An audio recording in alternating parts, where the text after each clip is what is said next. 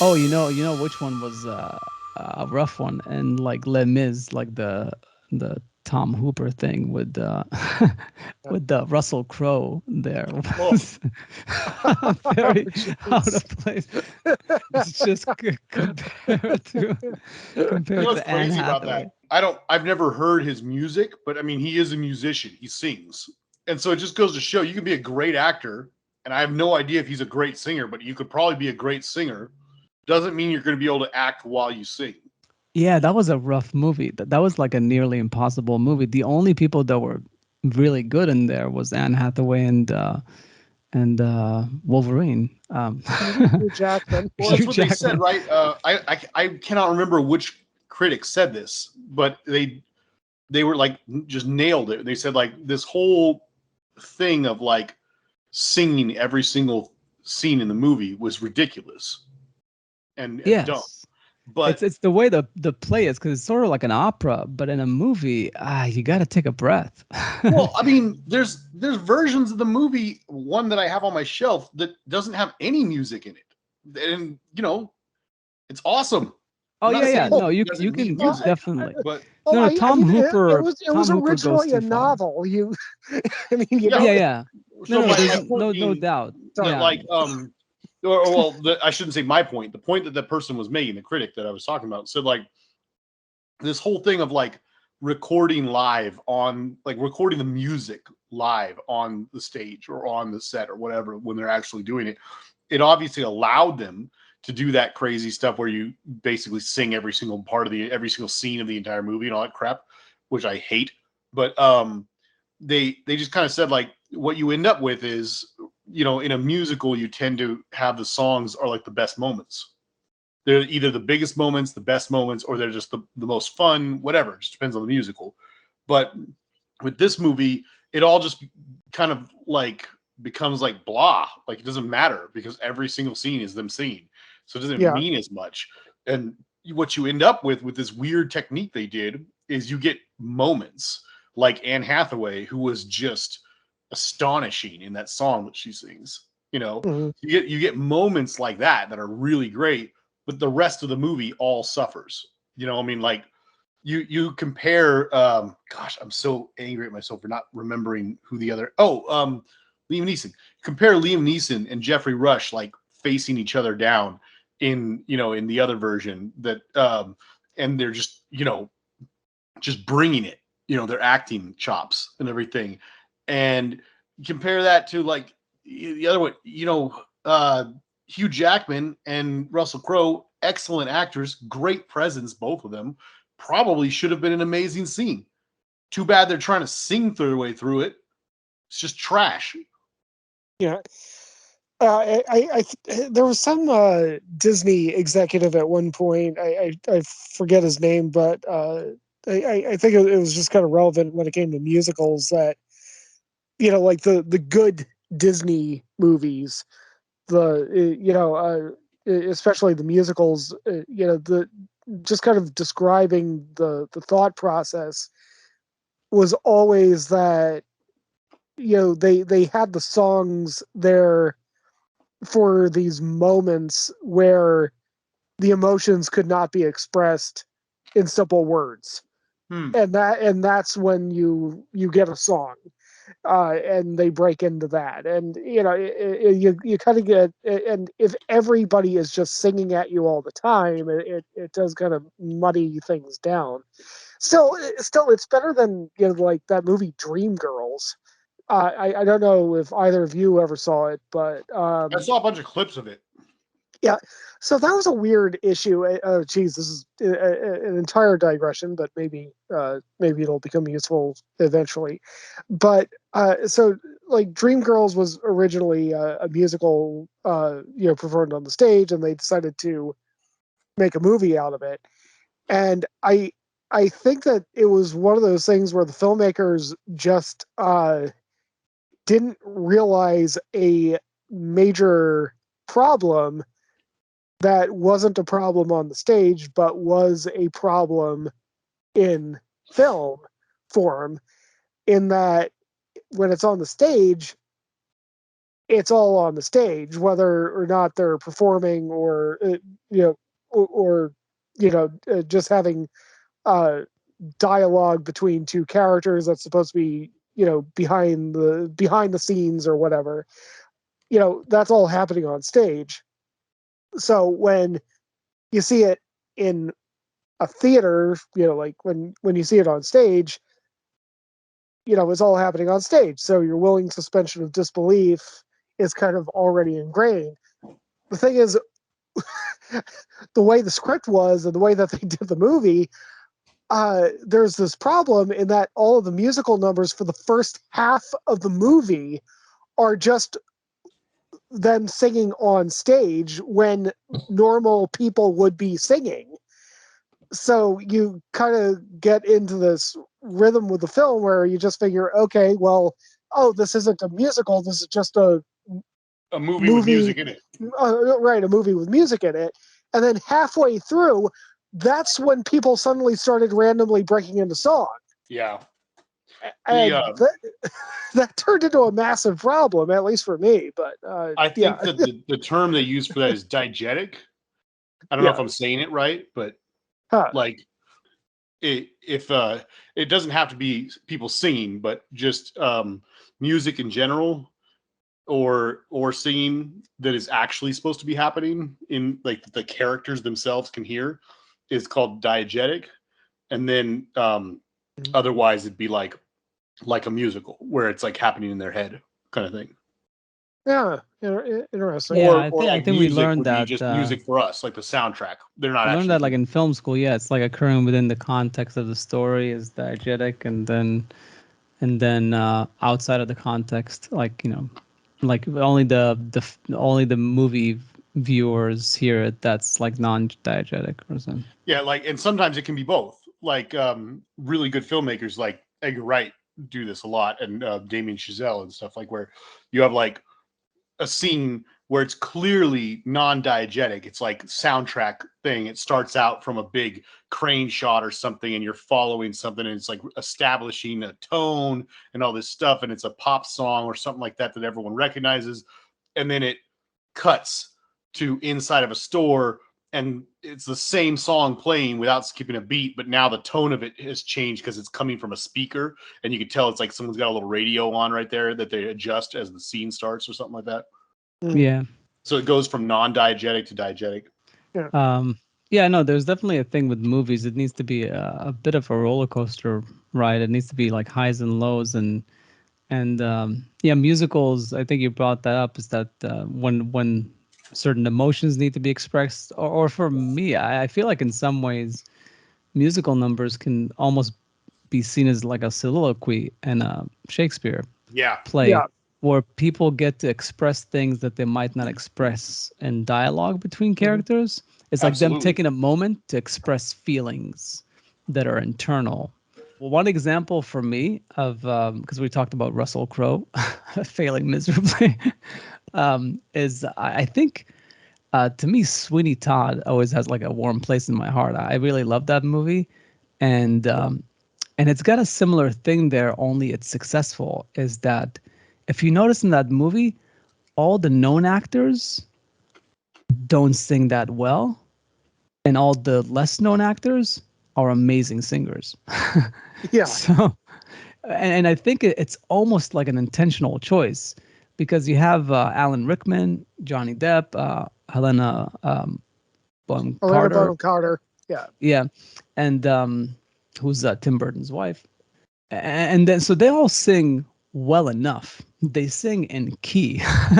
She has like a pretty high, she can hit some high notes, but Johnny Depp and Alan Rickman are not tremendous Broadway singers. They can just hit the right notes. But then you have the two young people that are in love, the love story, and they sing like, opera level good. And it kind of works on this level. It's like a generational thing that the generation, because it's a movie about hope and love in the face of all this disgusting, killing spree and corrupt judge and all these things. But these young people that if I'm remembering correctly, they sort of get away in the end and start a new life. They're the ones who know how to sing, so that you have hope for them. And all the other ones, they're in the muck. They're in just like disgusting, dirty lives that they're living. So it's okay for them not to know how to sing. So it was like one place where having not as good a singer for certain roles actually made sense story wise. Yeah. Well, I mean, I think that we have a pretty strong history of movies. I mean, like, I mean, anybody who's listening to this knows that I'm not a singer because I have my strained, high-pitched Woody Allen voice. But like Gene Kelly was never much of a singer, but he made a huge career in musicals because he was a great dancer. I think that there's a long history of movie musicals that have kind of mediocre singers that just kind of but can just kind of chew the scenery. Actual people who can actually sing can call bullshit on what I just said, but yeah, anyway.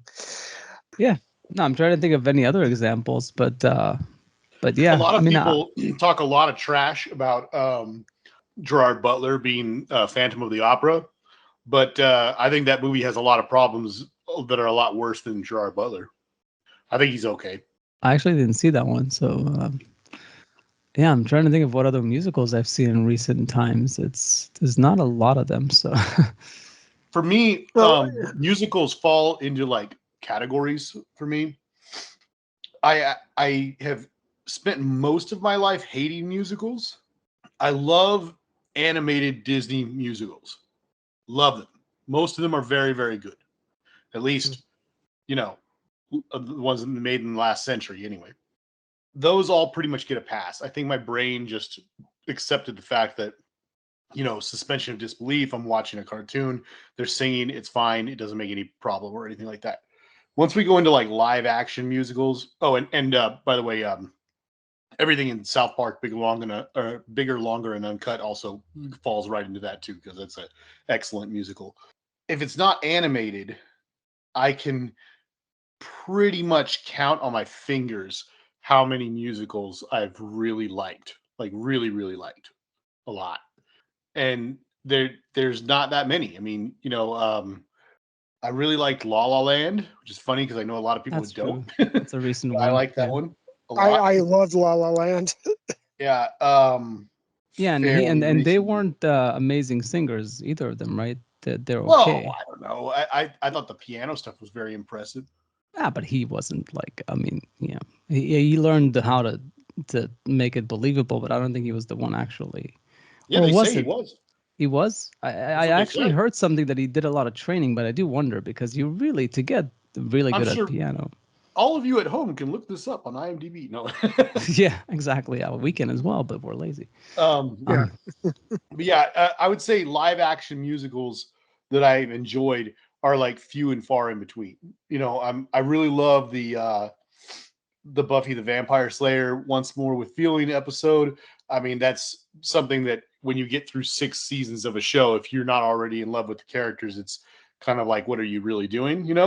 So even though some of them were not real singers and didn't have great voices, and some of them were, it was very lopsided. Like if you're watching a lot, if you don't watch it isolated and you're watching the show, it's a pretty solid viewing for there. Going along with that, also in the same vein, the Dr. Horrible sing along blog. Totally love that. Love every second of that thing, particularly the second episode. But yeah, there's really not much else. Some of the classics that I grew up watching, I like. But getting back to what we said before, like the whole diegetic music thing, that is something I found that makes me appreciate and accept musicals more. So the more you can lean into that and if you can make, this is why I think La La Land works well for me as well. If you can make a musical where the story gives you a lot of excuses to have people either on stage or people that would be seen in real life. I don't turn off as much. So, like, for instance, a perfect example would be like White Christmas. I don't know if you guys have seen that or not. It's a Christmas movie, classic.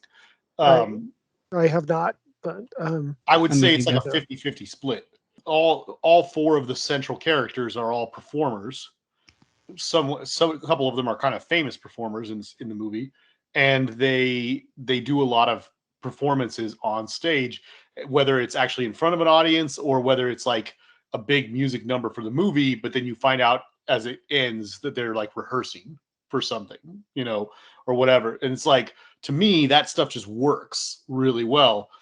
And kind of like going into what Matt was saying about Dreamgirls, it's like they kind of let you know right off the bat that it's a musical. It's not like that weird, half and half thing. You get a good mix all the way through.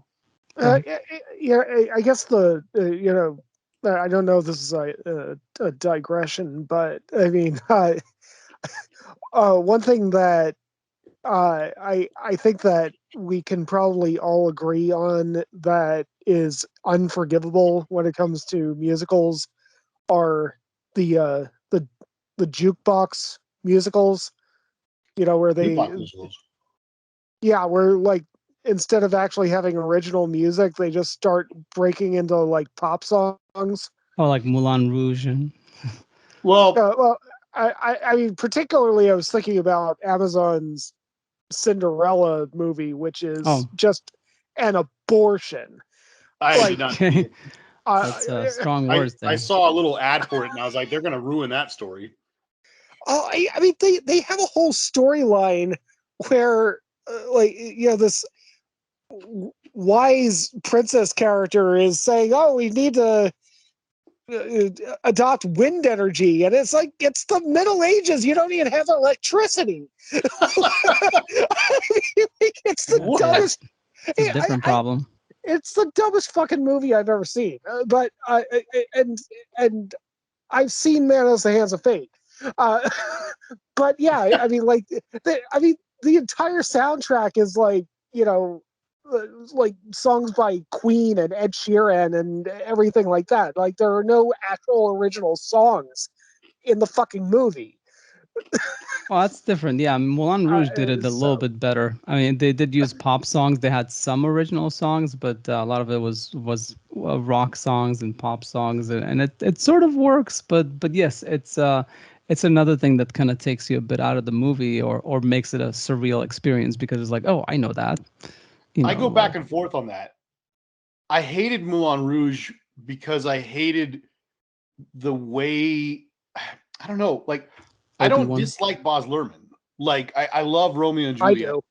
And, he's a bit annoying, Baz Luhrmann. And a lot of his movies that's a great way to put it. They're annoying. His movies are annoying.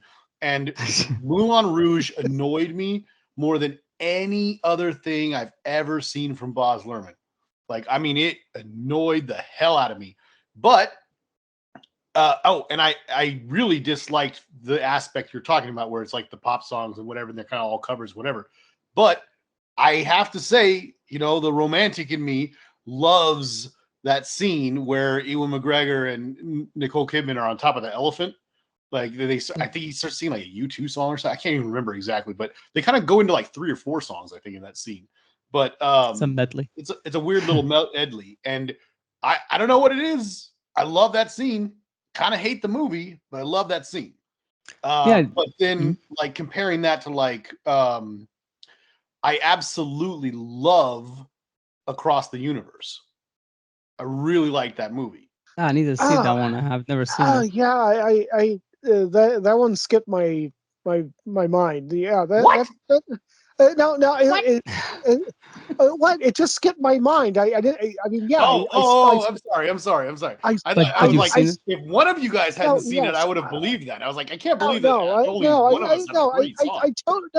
totally saw it. It just kind of skipped my mind. Yeah. Gotcha. I mean, like, that scene with Bono was really neat. But it's a problematic movie. I just love it. Yeah. Oh, I mean, Julie Taymor is another example of a director who is just kind of. I mean, it's hard to describe her. I mean, I mean, she's not annoying like Baz Luhrmann, but she's What else has just she done? I can't weird. remember. She did that Titus adaptation with Alan Cumming She's and very Anthony flashy. Hopkins. That's that's why I stayed away from that movie, because I was worried it was going to be a bit too much. Yeah. Like the, Yeah. I'm not I mean, ashamed to say I listen to the soundtrack every now and then. yeah. Oh, it's they're the Beatles. yeah, you're right. You're right. Well, they're all But covers though. Yeah, it's yeah, all covers. Yeah, I but mean I covers mean, of the Beatles. I mean, right. Yeah. Yeah. But I mean, but catchy yeah. stuff. Yeah. Julie Taymor, made most of her career, in theater, not in movies. But and I think it often shows. But well, talking it, about theater, yeah, I was going to mention that I have to admit I'm a little inconsistent, perhaps, with my mhm, rules and what I like and dislike with these like musicals, because, like I said, I really dug Across the Universe, but that whole thing they did where they took their all their songs and were like, these are the songs we have to tell this story. They created a story around the songs, yeah, just the Beatles stuff, and that was what they, what they uh, restricted themselves to and whatever. The only thing I could compare it to really was Mamma Mia, because that's kind of the same thing. They just took ABBA songs and created a story yeah, around them, and I got to see Mamma Mia on stage, and even though it's totally not my thing, I liked it. I liked it a lot. yeah.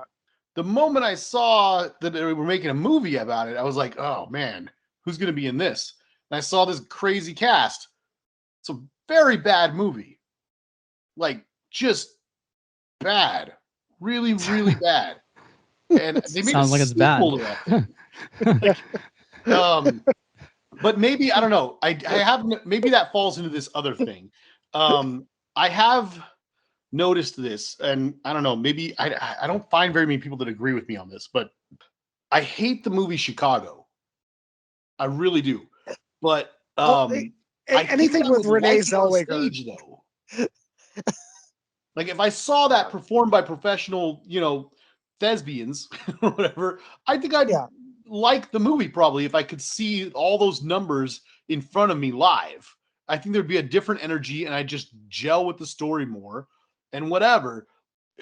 Just like I did with Mamma Mia, I'd probably, I'm just guessing here, but I just can't believe that won Best Picture. That was not, Chicago. yeah. yeah. Yeah, I'm proud to say that I fell asleep in the theater watching that movie. But I did see it at a late Uh, showing and something. Yeah, but I envy you. But that was a pretty I, bad movie. Yeah. oh, I mean, anything with Renee Zellweger in it feels like there's like an alarm clock going off right by my ear that I can't turn off. Well, I mean, Well, except for Jerry Maguire was good.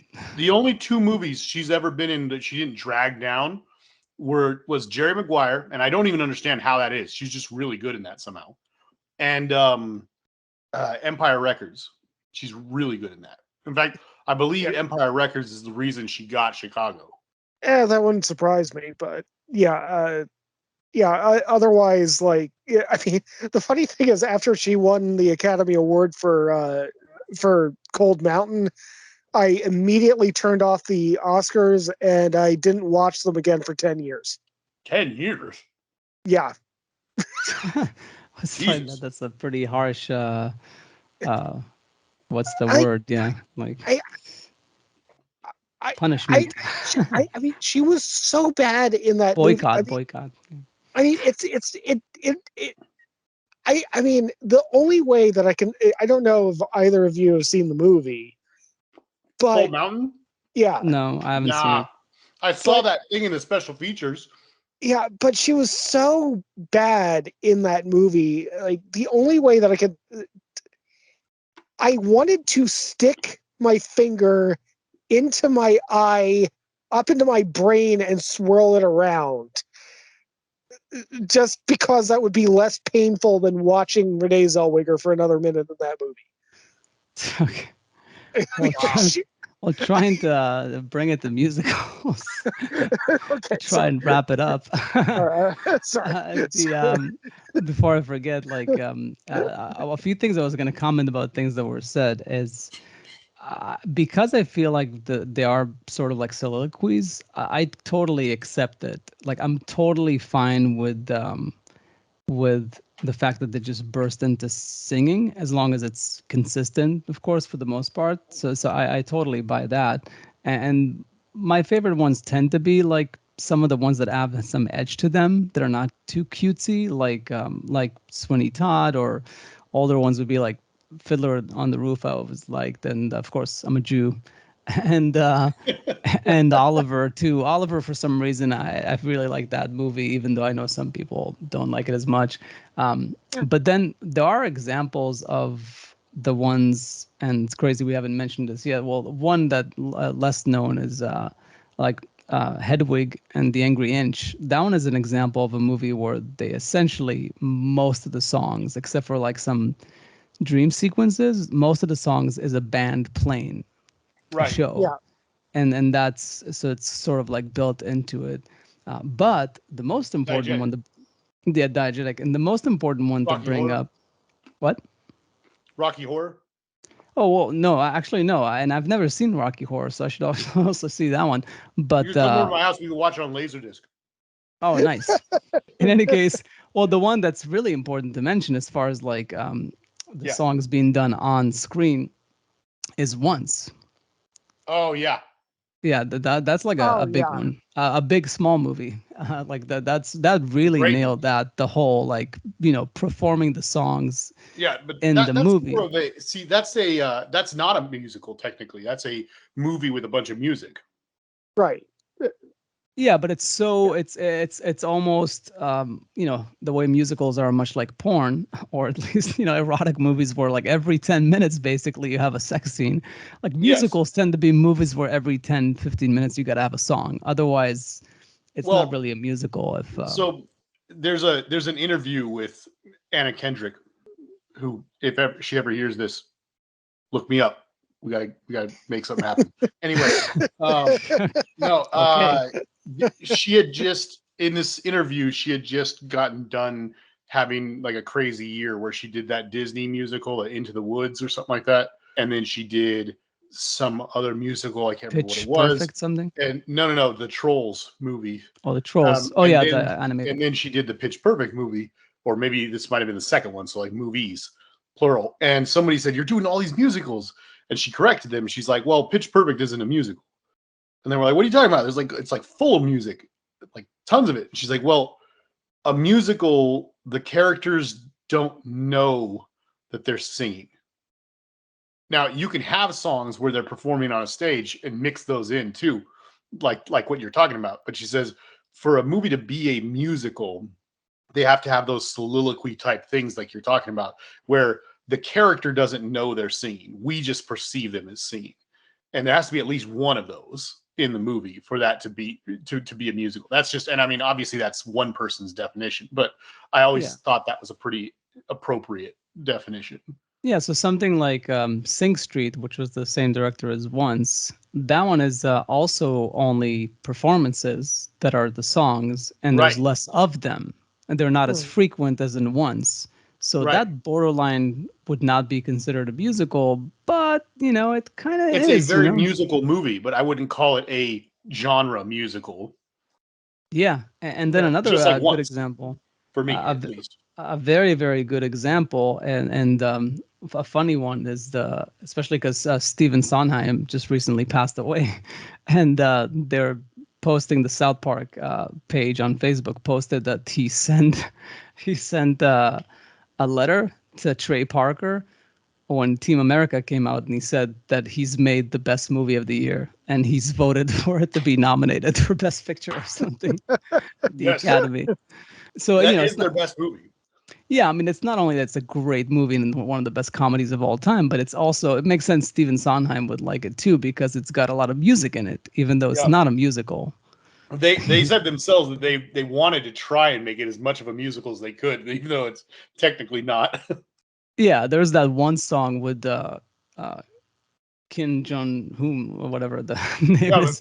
the Kim Jong. Oh, I guess you're right. Ronri might be one. Ronri is technically like a musical That would piece, be like but the the rest one of it because Yeah. is a he has soundtrack. performances on a stage. They have the Rent, the Everybody Has Yeah. AIDS song, Yeah. and then all the rest of the music, like America and the Pearl Harbor song, the Why Does Michael Bay Keep Making Movies, whatever one, and Freedom Isn't Free. Those are all just standard songs that are playing in the background. They're non-diegetic. But you're right. That Ronry is totally a musical number. Yeah, and I think they said there was a joke that Trey Parker said that their hope is that to get Ronly nominated for an Oscar and convince Kim Jong Un to like perform it at the Academy Awards or something really stupid. It didn't happen, but yeah, didn't get nominated, but it was still a great song. That's awesome. Did anybody end up seeing In the Heights? No, it didn't look good to me. I saw it, and your impression, as far as I'm concerned, was correct. Okay.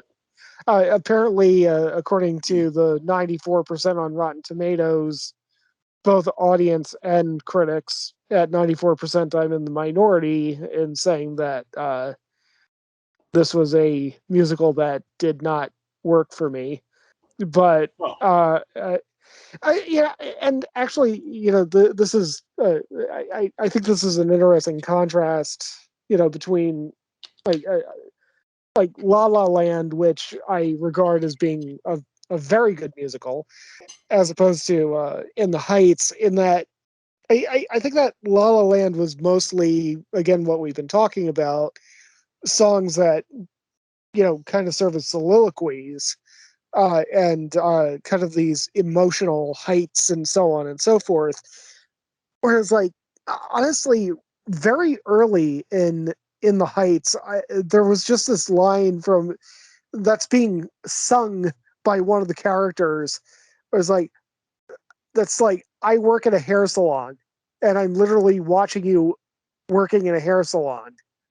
Like, why I mean, that would be a bad line of just regular dialogue. Why do you need to sing that you're working in a hair salon while I'm watching you work in a hair salon? Yeah.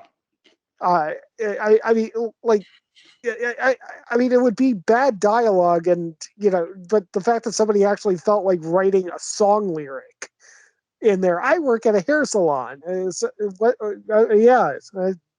I mean, this isn't like Shakespeare being performed at the Globe Theater, where everything's being performed in broad sunlight, and you have to put in a line about how it's nighttime now. But Well, it's Lin-Manuel Miranda. He overwrites, hence yeah, like Hamilton. But maybe specifically in that one, he didn't sharpen his his instincts. Yeah, I think it was like one of his. It came before Hamilton on Broadway or something. Or I believe so. Yeah.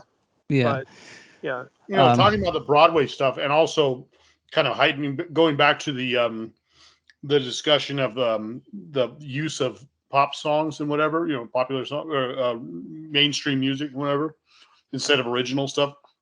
I went into Rock of Ages thinking I was going to love every second of it, and I really was a huge letdown. I mean, it's totally my kind of music. Like I figured I would love it. That's another one like Chicago that I think if I saw it on stage, I'd probably love it.